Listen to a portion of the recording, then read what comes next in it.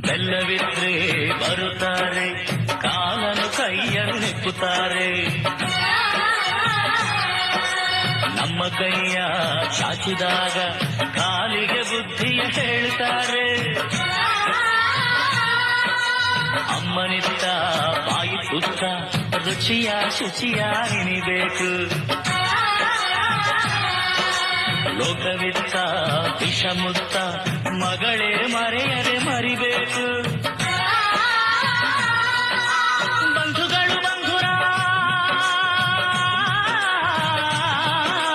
ಬಂಧುಗಳು ಬಂಧುರ, ಬಂಧಗಳು ಬಂಧುರ, ನಮ್ಮ ಬೇಡ ಎಚ್ಚರ ತುಂಬ ಎಚ್ಚರ. ಬಂಧುನೇ ಇಲ್ಲದಂತ ಬೀಡ್ಯಾಕೆ ತಂಗಿ.